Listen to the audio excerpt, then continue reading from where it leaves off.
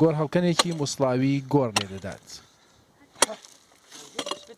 ئیبراهیم چەندین ساڵە ئەمە کارێتی.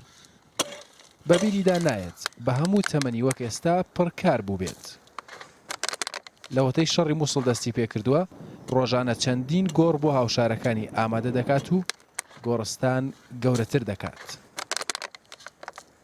ئەو تا پێش شەڕی داعش کاری هەڵکۆڵینی گۆڕ و ناشتنی مردوو بوو، بەڵام ئێستا کارێکی دیکەشی بۆ زیاد بووە، دەرهێنانی مردوو لە گۆڕ.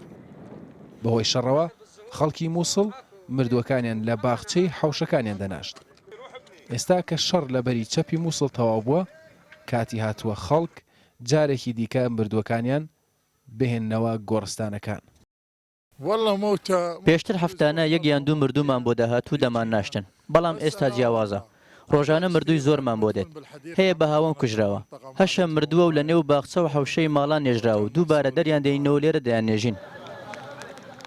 لە گۆڕستانێکی دیکەی مووسڵ لە بەری چەپی شارەکە مردوویەکی دیکە دەنێژرێت.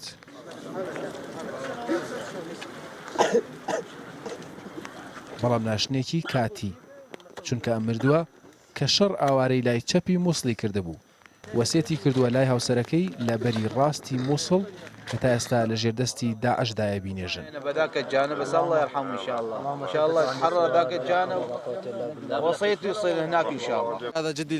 ئەوە باپیری من بوو کۆچی دوایی کرد. ئەو وەسەتی کردبوو لەو بەر بینێژین، ئێستاش ئەو بە ڕزگار نەکراوە، بۆیە لێرە دێنێژین. بەڵام دەبێت دواتر جارێکی دیکە لە گۆڕەکەی دەری بهێنین. بەڕاستی ئەمە کارەساتێکە وێنە ناکرێت. ماڵەکانی مووسڵ بوونەتە گۆڕستان، دەچیتە هەر ماڵێک گۆڕێک یان دووی تێدایە. ئاگری شەڕ وردە وردە مووسڵ وێران دەکات و گۆڕستانەکانیش گەورەتر دەکات.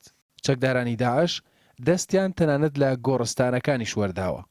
ئەوەندەی پێڕاگەشتوون هەرچی کێلی گۆڕە بە بیانوی حرامبوون شکاندویانە.